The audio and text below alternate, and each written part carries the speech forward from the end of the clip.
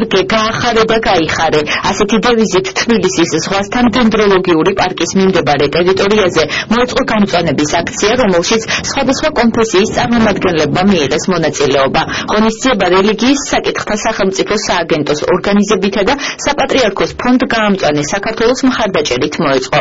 აქციის ფარგლებში სხვადასხვა კონფესიის 50-ზე მეტმა წარმომადგენელმა 1000 ძირი იფანი დარგო. გამწვანების აქციაში მათთან ერთად მონაწილეობა თბილისის მერმა დავით ნარმანიამ მიიღო. ეს არის ჩვენი ინიციატივა და გადაწყვეტილება მიღებული იმასთან დაკავშირებით, რომ მომხდარიყო ეთის მხრივ რელიგიური ჯგუფების დაახლოება, მეგულისხმობ მართლმადიდებლურ ეკლესიას, მუსლიმურ თემს, იუდაისტურ თემს, კათოლიკურ თემს, სოფურ ეკლესიას, ბაპტისტებს, პროტესტანტებს, ლუთერანებს და ყველას ფაქტობრივად, ვინც საქართველოში რელიგიურ ჯგუფად არის, ასე ვთქვათ, ბევრი თუ მცირე რაოდენობის, ეს არის ის ზოობა, სადაც თანხმად არის და ფაქტობრივად უსიტყვო გადაწყვეტილება იქნა მიღებული.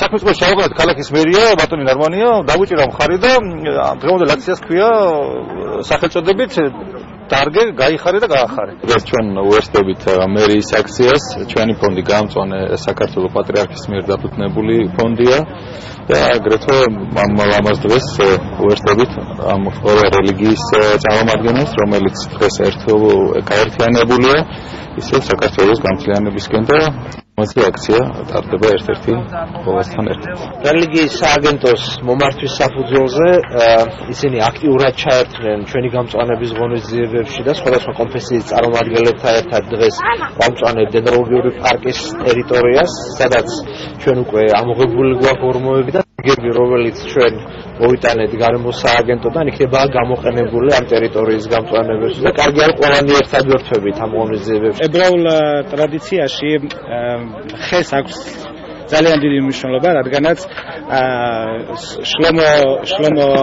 სოლომონი წერს თავის წიგნში, რომ ადამ ეცასადე, ადამიანი არის როგორც მინდვრის ხე. და ძალიან დიდი მნიშვნელობა აქვს იმას, ხე როგორ დაირგვება და როგორ გაიხარებს შემდეგ, როგორ გაიზრდება.